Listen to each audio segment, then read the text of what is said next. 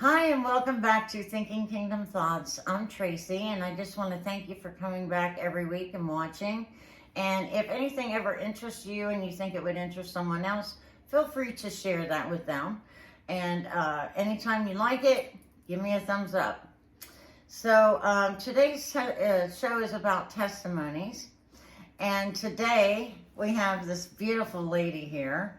And she's going to give us her testimony. Can you tell us a little bit about yourself? Yes, my name is Danielle Masoner, and I am a wife of almost 16 years.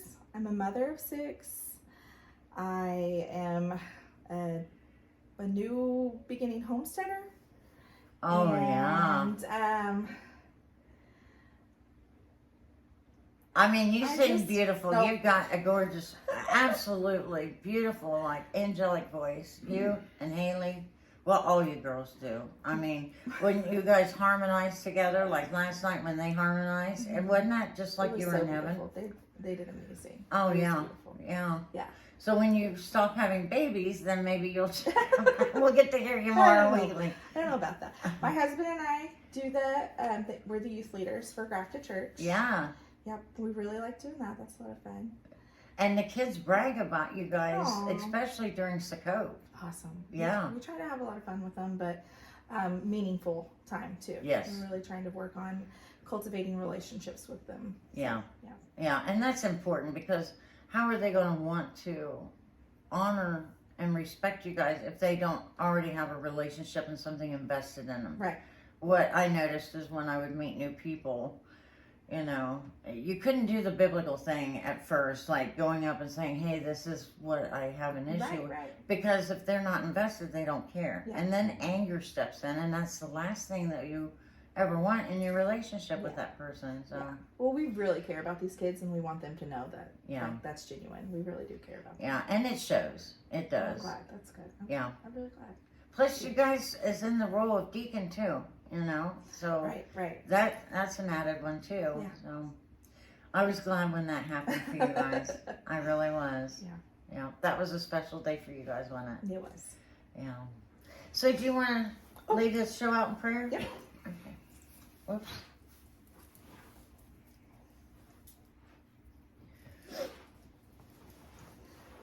Abba Father, our King and Creator, I just thank you for this day. I thank you, Father, just for this time just getting to chat with Tracie. And really, Father, I pray that you're glorified in this conversation.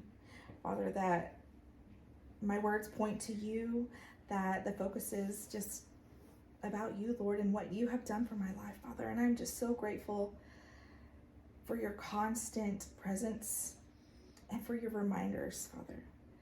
I just thank you and I praise you, and I ask that you bless this day, and I ask that you bless Tracie and her ministry, Lord. I just thank you and I praise you, and I pray this in Yeshua's name. Amen. Thank you for that. I appreciate that. You know, it really is God's show. Mm-hmm. He started from the very beginning of me not knowing how to edit.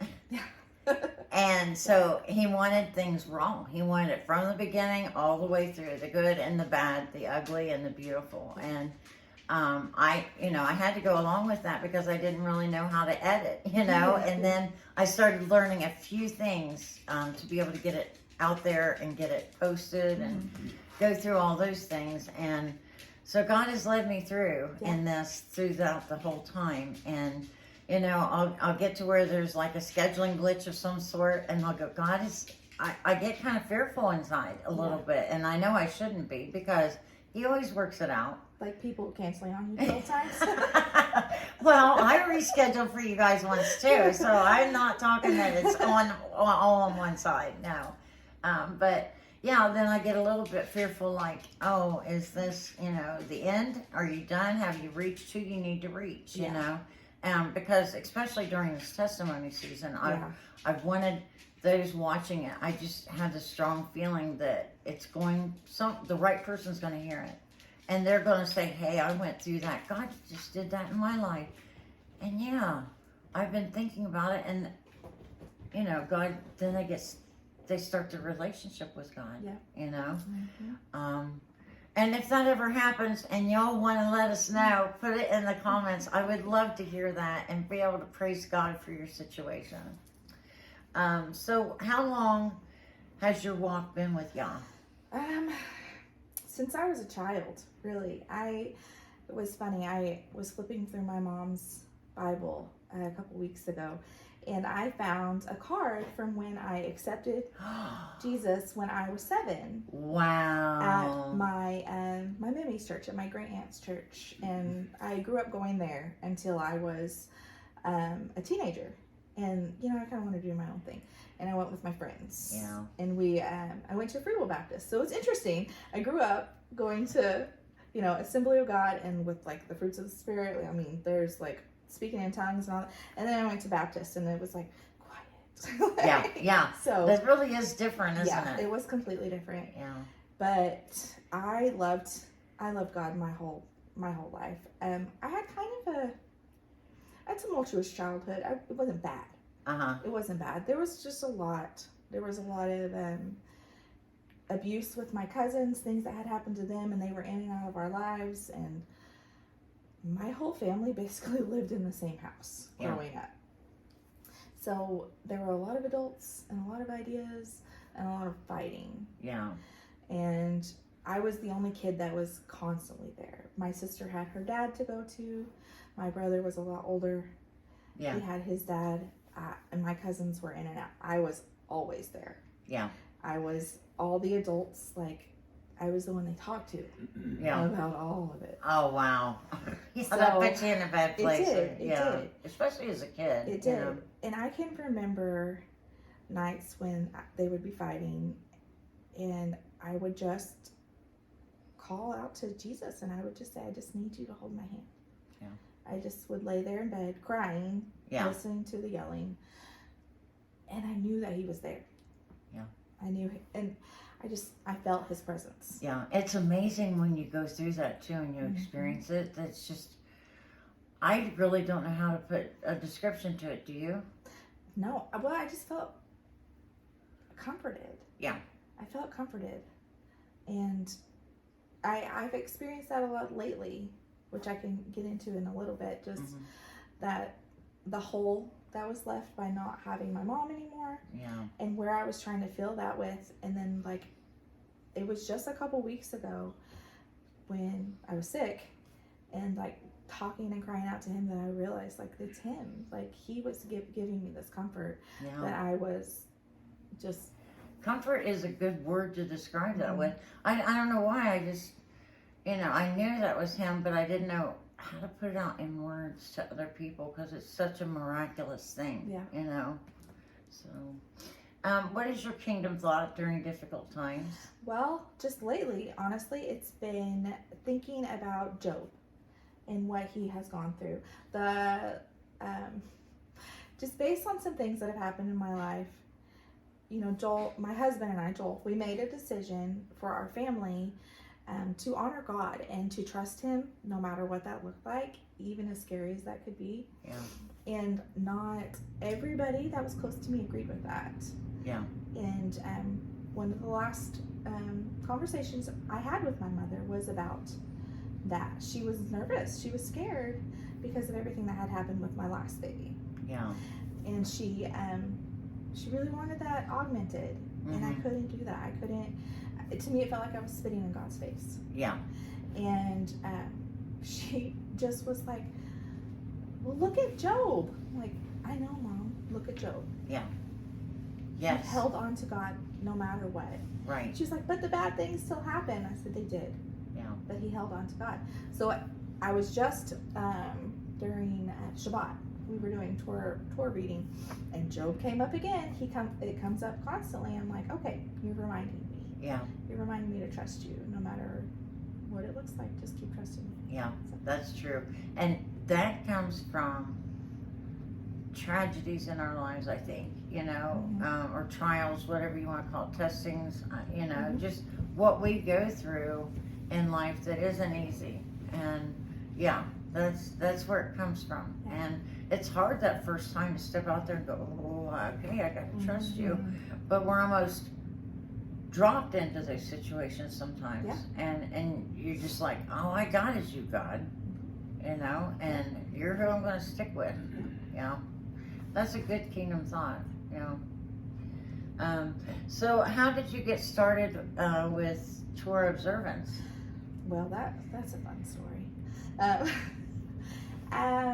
Gosh, it was 2007. Like, we got married, 2007, and then we celebrated Christmas together that year. And then the next year, my mom started talking to me about some stuff. She was like, I think this is wrong.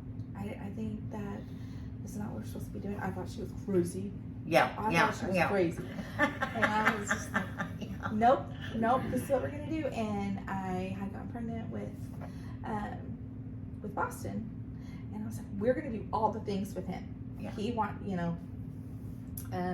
and really, because the world really makes it so enticing for children during that time. Christmas was a big deal for my family. Like, and that was the only time that everybody was on the same page. Wow. It was a huge, huge deal. And I started feeling weird about it getting close to Christmas. Boston was a month old. And we went to my family's. My mom was not there. And I remember afterward, I told Joel, I was like, we will not be doing that again. If you want to celebrate Christmas, you can, but me. And he was like, calm down, because I was pretty amped up. And he was like, let's just talk about it. And he's been so great, like, just listening. So it wasn't long after that, so I really like fringy things. I like sci-fi, and that. So my mom was like, there's this guy named Rob. I think you need to check him out. He's going to make this movie about the Nephilim. And I was like, really? So started looking up Rob Skiba and his seed project and everything. And so that's kind of where it started, just kind of following that. And there was another gentleman, an older man that we were listening to named Russ Houck. And he's really was really in the beginning, in the 2000s, looking into this movie. I've never seen it. Is he on YouTube? He's not, but he had a podcast for a long time. But his wife and him actually travel around setting up second Exodus way stations. Wow. That's what, what a ministry. He has a book that talks about the pagan roots of Christianity and Judaism and how they both went astray and how they're supposed to be together and what that looks like. Right. So, it was really when 2008, I think, and Rob started like, so what would you do, if your significant other wanted to celebrate your birthday on their ex-boyfriend's birthday or whatever? And I'm just like, what's happening? It was clicking. It's like, oh my gosh. So we started looking into it, and then really just Torah just kind of fell into us after that. Like, for a little while we were just kind of, we don't know what to do. We're just going to twiddle our thumbs. Right. We're just not doing the things.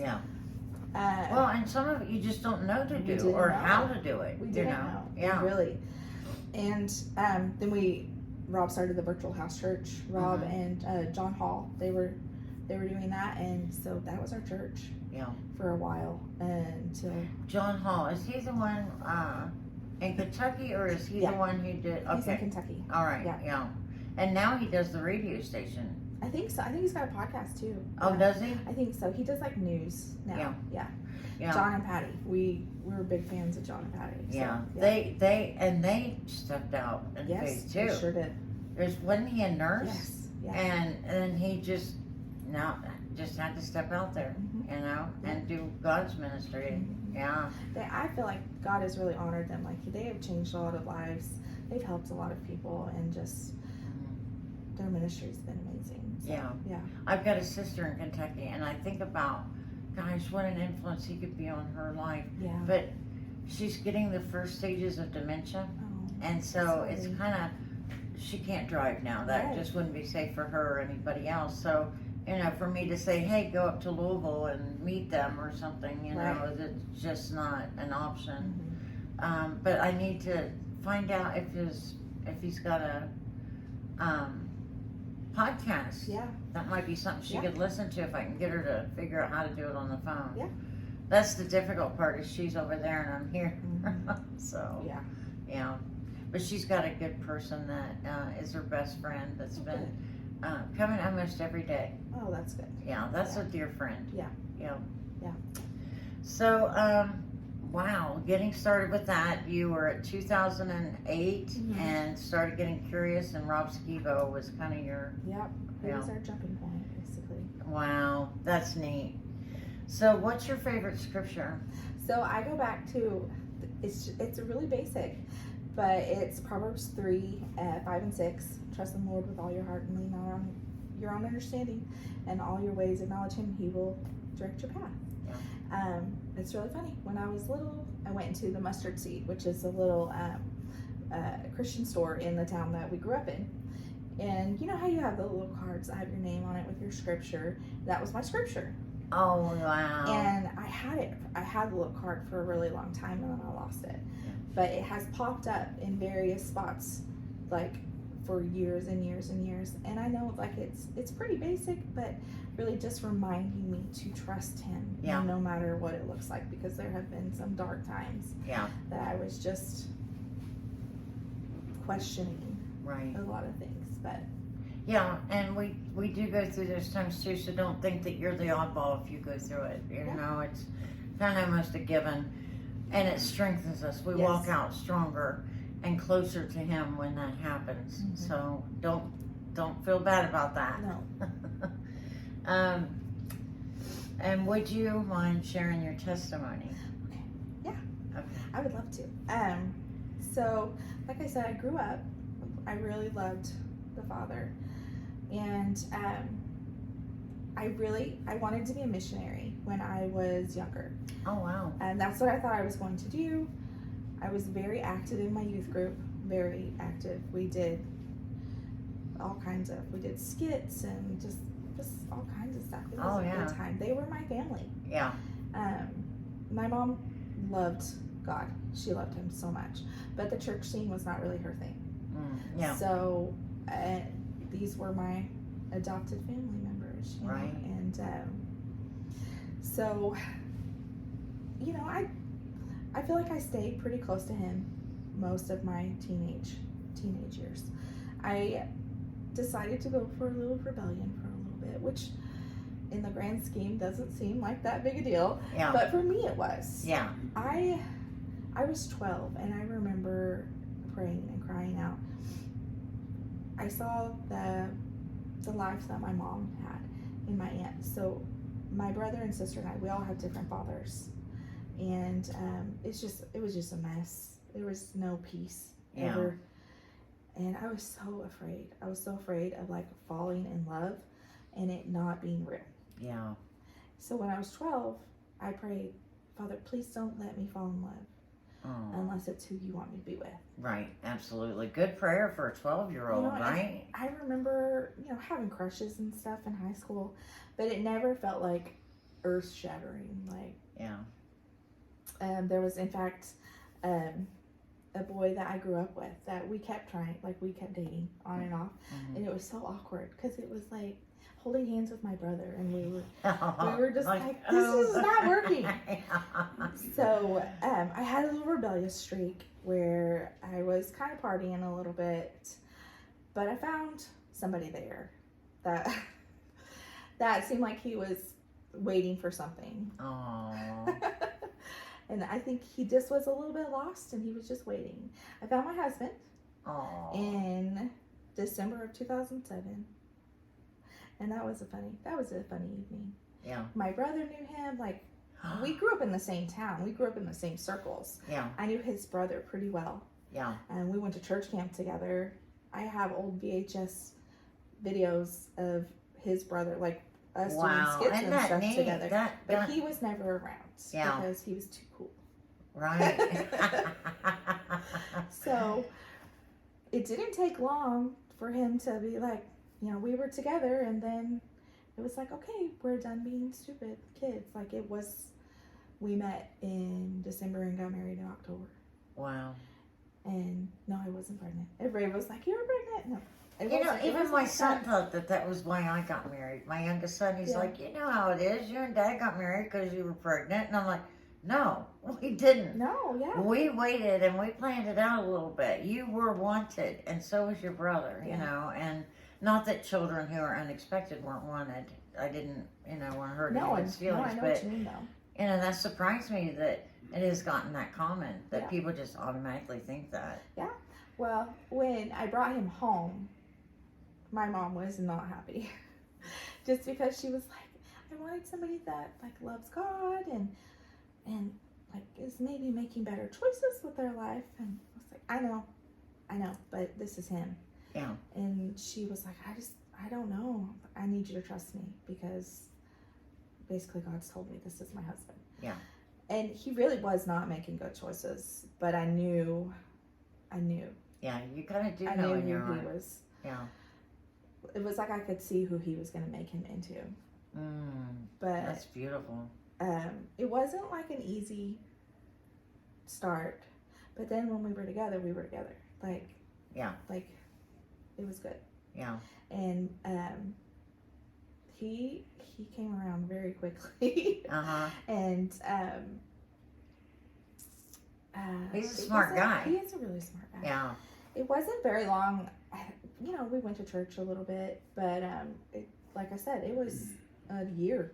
We were together for a year, and we started questioning things. Torah came. Right. So it was just us learning all this together. Yeah. For the first time. That's fantastic. And it really, I'm actually very thankful for that. Yeah, because that just embeds your relationship more. It's like braiding, bringing him into that marriage. That's great. Yeah, I'm really thankful. It was like we learned together. Really, there was. I'm trying to think where to go. Yeah. A couple years after that, my brother had a pretty significant car accident. That changed our entire lives. Yeah. It changed everything. He went from being, a functional adult with a wife and 2 kids to being like a baby. Oh, wow. That is. And my mom made the choice to care for him. Yeah. To be his caregiver. But that kind of made choices for us. Yeah. I remember that was so difficult all the way through. Yeah. And so our life kind of revolved around them. Yeah. For the last 10 years. And it really made me question, like, okay, I thought you wanted us to, to be able to do this, but now you've tied us here. You've tied us. And I just didn't understand what happened with my brother. Yeah. It took a long time to realize that was his journey and his path. Right. Not mine. Oh, listen to this, folks, because if you run into something like this in your life, this is going to help you. It really, it took years. Yeah. I felt like it was a punishment for all of us, but really, he had made choices that led him there. Yeah. The fact that he had my mama to take care of him for that long, and people around him for as long as he did was very, it was a blessing for him. It really was. Yeah. And he's taken care of now. It's just a little different situation for him. Right. But that's he's where he needs to be. Yes. Or God would have done things entirely different. Right. Now, there were so many plans made. My mom was like a prepper, that kind of into the fearful side of things. Oh, gotcha. So there wasn't without like issues, because I really just wanted to learn and to fall in love with God all over again, and to really fall in love with his true ways. Yeah. But I felt like we kept getting distracted by we have to do this because the world's ending tomorrow. Yeah, right. That was a constant. It was constant. Oh, wow. So that puts you in a bad spot too, because it's tempting to be fearful. Yeah. Yeah, and we had little kids. We had our first 3. So when we first got together, Alyssa is my stepdaughter. She was born shortly after we got together. And then we had Boston, and we had Isla and River just really quickly after that. So we just had little ones everywhere, and it was just a lot to deal with I questioned the Father a lot, like, what are you doing here? Yeah. It was a lot of waiting. It Yeah. was a lot of waiting. Yeah. And that teaches us patience along the way, doesn't it? It does. Yeah. And I didn't realize just how impatient I was. Yeah. I didn't. Right. No, we don't. We think that we've got that all figured out until we don't. Yeah. Yeah. Really, we just kind of just went along for a while. You know, we did the feast days together. It was just us and my mom. Wow. Every once in a while, we would have a friend come in or something. It was actually really cool. We worked at a school, and it was an amazing school. My mom got a message from somebody who was like, hey, there's a meeting. They do like a Torah reading on Saturday afternoons at the library in town. We were like, really? Now, we had already tried kind of a fellowship in town, and it got real weird real fast, so yeah, we were not interested. Yeah. So we went, and there's this lady there that I recognized. I was like, why do I know her face? What is happening? And my husband was like, that is our boss's wife. It was our school superintendent's wife. Oh, how and great. we were like, what? And we were so excited, like the three of us that got really excited. Man, like, that is, this is so cool. So we really got to get to know her better.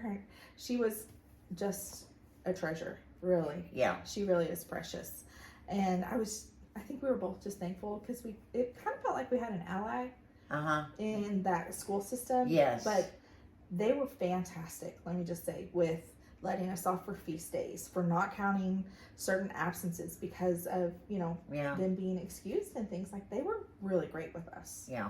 And they really treated Joel and I very well. That's fantastic. I know what you're talking about because when my husband and I started at the Baptist church before we were Torah observant, my old professor that taught me how to shoe horses and how to shape a horseshoe and all that, he was there. Oh, wow. And then I got to meet his wife, and now she's my best friend. Oh, that's I love her dearly. And she's the one who's led me into Torah observance. Wow. Yeah. See, that's so cool. Like, I know how the Father just places people, and it's just really cool.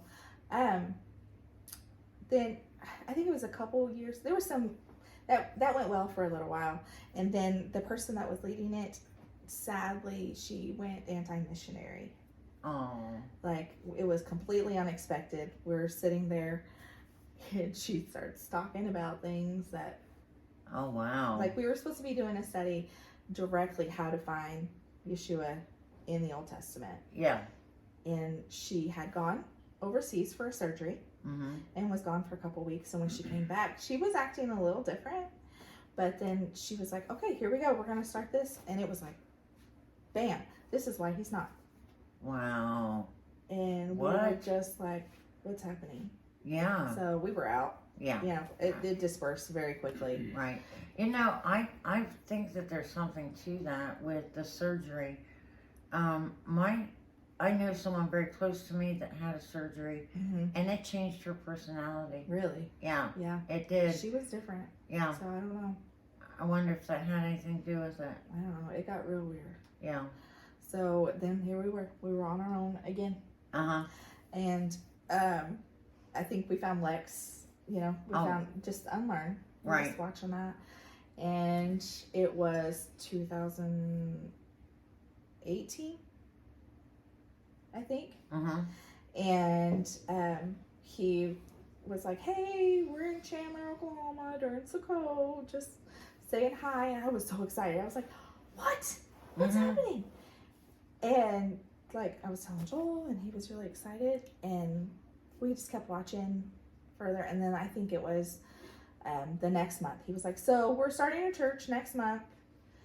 And, we would like, people to join us. And it took they started in December, and we didn't go till February. Yeah. I was terrified. I was terrified. Just, we had been burned a couple times. Yeah. And I don't think that you or I are the only ones who experienced that. So. I think God had it in him, for us to ask questions. Yeah. And be prepared to listen to him and put our foundation in the Bible instead of in people. Yep. Yeah. Yep. Well, we finally went. We did. But we almost did not get out of the car. We were in the parking lot. And I remember Lex was standing there and like was kind of like waving at us to come. And then we were like, I said, I can't do it. I can't do this. I'm like sweating. And one of our kids was like, I have to go to the bathroom. So we have to go in. Yeah, now you have to. Oh my goodness. She's going to kill me. So we went in. And I remember it's really funny. Even Emma was standing by the door, I think. No, that was a different time. But it was, I like having to go to the bathroom. It's just a running joke with her having to, we have to stop because she has to go to that. But, so we went and Anna cornered me.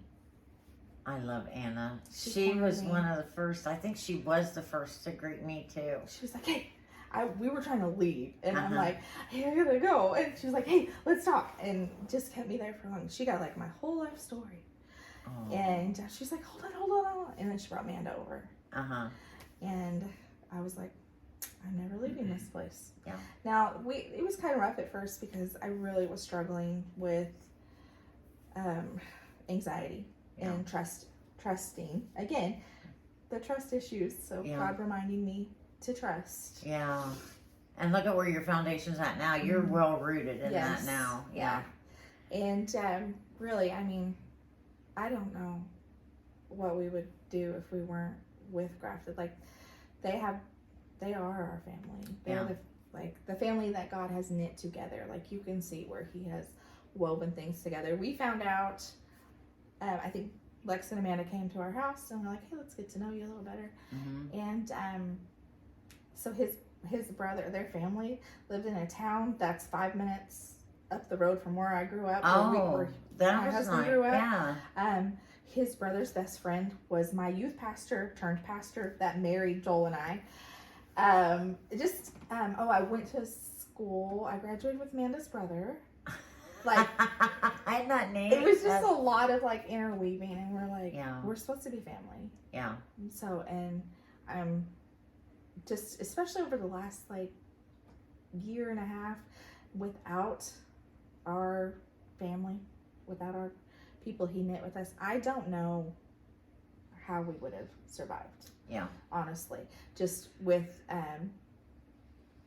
just the shock of losing my mom the way we did. Yes. Taking on my brother and then, Joel's dad and just everything. I really feel like everybody held us up, and that's God's plan. That was His plan. Yeah. To like put this family together. Right. So you would have and a rock help each other. Yes. Yeah. And I'm just so grateful, and I can see His purpose in a lot of the things that have happened. I remember not too long after my mom passed, her voice was the loudest one in my head, no matter what. Yeah. And we were just driving down the road, and I remember we were leaving Wade and Christy's house. It was like right before her funeral or something, and I was just sitting there thinking. I was praying. I was like, why like this? Why did you take her? What's happening? What do you want from me? Yeah. And I don't know that it was audible, but I felt it. I felt Him say, I need my voice to be the loudest one you hear. Wow, that's incredible. And I was just like, did you hear that? Like, yeah. Joel was like, what? I'm pretty sure God just told me that I need to hear Him the loudest. Yeah. He was like, okay. It was like, I just keep repeating that. Like, and I'm grateful. Yeah. That He would even find me just a little bit worthy for Him to say that to me. I know. I go through that too. Because I'm a little turd. I am a turd. Oh, I am. I have these issues where I really have to like kill my flesh a lot, and He has been so faithful to me and just so constant. And I remember I had had a dream a year before my mama passed about her passing. Oh, wow. I'd actually had 2 in the same week, and she had 1 in that week also. And I knew about the time it was going to happen because of the thing. So, but it was just a dream. It was just a dream. But in that dream, it was pointed to me that I was an orphan. And I was like, I'm not an orphan. I'm not an orphan. And this person that I don't know was like, you are, honey. You have to deal with it. You have to handle it. I'm like, go away. Yeah. Well, it was almost exactly a year later that she passed. Wow. And there were a lot of the same things going on that had happened in the dream. And I'm so grateful. I feel like it was a mercy from him that he had started to prepare my heart. Yes, that was what I didn't was really make it gonna a say. whole lot easier. No. But he was preparing my heart just for that hole. And it's been a hard year of him working, me and him, to feel that, for him to be the complete fullness. Yeah. I fought it a lot because I just wanted to be sad and angry. And it's normal for people to lose their parents. That's what I was going to say. There's a process with normal. grieving. Yeah. And we try and rush it, and it seems like when we rush it, it takes longer, is what it feels like, because you put yourself under this pressure that I should be over this by now. Why is this taking so long? And I held a lot of guilt. Also, just because of the timing and everything. I just had Cohen. Yeah.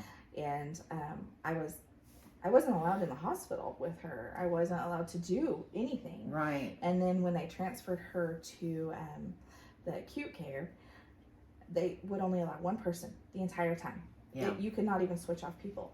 Oh, well, man. Cohen got sick right before, like 2 days before she goes in. Yeah. So it has to be my sister again. Right. But that was a healing process for her too. They had some issues, and it was really important for her and my mom to have some healing, I think. Yeah. So as hard as that was for me to not get to be, because we were very close. Yeah. We were very close. For me not to be with her, it was important for my sister. Yeah. And her journey and her path. And let me tell you, the Father has been working in her heart through this. It is amazing. Oh. Like, I'm just so proud of her. Yeah. And I don't know if you've seen, she's been to Grafted a couple times. Oh, I didn't realize that. And he's just really, What's her name? Christina. Christina. Okay. She's got my mom's her Bible that she was currently reading. Yeah. And that's the one she wants to stick with. She feels like, it's just helps her with some things. Right. But she's like messaging me all the time. Uh-huh. Like, oh my gosh, did you know this and this and this? And oh my gosh, watch this. Oh, that is so She's so good. excited. Yeah. And I'm so thankful because that was a huge prayer. Yeah. With my mom and I, just for my sister to find God again. That's great. Yeah. That really is. Yeah. So something rang a bell there for sure. Yeah. Yes. But just through everything, and I don't know if you want to talk about Cohen's testimony here, or if you wanted that for a different time. Do you want to wait for it to be the miracle? We can wait for a different time. Okay, we'll just lead into that for the next time she comes. There's a miracle coming that we experienced. Yeah, it's a pretty intense It testimony, really is. And I'm so grateful. Like, he gets to tell that story. Yeah. He gets to grow up telling his story. Right. And it is a miracle. Yeah. And I didn't get to see a whole lot of it because I was stuck in a different hospital from him, and that was, Daddy got to see a lot. Right. Yeah. And that it was just another instance of our grafted family pulling together. I know. And just really just praying. Fasting and praying. And just, And the Father really just showing off. Yeah, he did too. He really shined. You're going to really enjoy that. We're going to get that scheduled today. So not for you to view today, but once the miracle season starts, you'll love this. So, but God has been a constant in my life, and there are times when I felt I like to tell this story because it was funny. So in my wild days, I smoked some marijuana with my brother and my sister regularly, but that was about as crazy as I got. They got to where I wasn't allowed to hang out with them anymore because we would be stoned, we'd be like, guys, if Jesus came back right now, do you think we would go to heaven? I did that to them all the time, and they're like, Yeah. no more. You can't hang out with us anymore. You were their He was daughters, yeah. always on my mind, Yeah. no matter what. Yeah. And I am just so grateful to him that he has not let go. Yeah, you could take a whole night or all week, and if you just thought about that, you would just be in awe. Just that alone, you know? He's blessed me with children that love him. Yeah. And I'm just, what parent could not just desire that? And I'm just so thankful. Yeah. Especially, like, the kids that you have are so amazing. They were born that way. Yeah, well, I think you guys have a little bit of something to do with They how were you're born that rearing way. them. You know, like Boston really impressed me. I think it was the first Sukkot that we did as our own grafted church. Mm-hmm. And he had put up, or helped put up, 30 He's tents a hard worker. for people. He likes to work. Yeah, He it likes may to have been even more. Was it 30 or more? Do you remember? That's a lot. It was a Yeah, lot. Jules here too, so. Yeah, that just, and He's a he good was boy. excited to do it. Oh, yes. Yeah, it's in his heart to serve people, and I'm just so grateful. Yeah, That, some of that came from my mama, too. Uh-huh. She really Yeah. instilled that in him. So. Yeah. And when I see him and Emma walking, because Oh, she gosh. has the same heart. Oh, gosh. If I could put a little influence in there, I would. You know what I'm thinking. But we'll leave it all up to God. You know. Yeah. Wow. I love the youth that we have in Yeah. our Their heart in for our God. tribe, Mhm. because they are. You know. Of course, everybody makes mistakes, but watching them growing into and blossoming in a relationship with Yeshua is just, that in itself is a blessing. Yeah. You know, Yeah, we are blessed. Yeah. Yeah. very much so. Mhm. And as more come in, they latch a hold of that too for Mhm. themselves. And it's just, God has us in the right place at the right He time. does.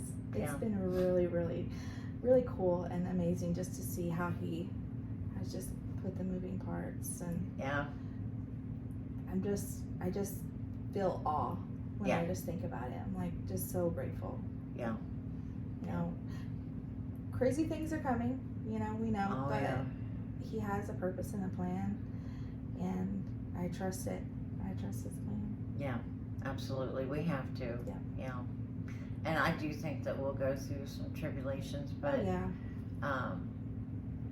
He is a merciful God, and we can get through it with Him.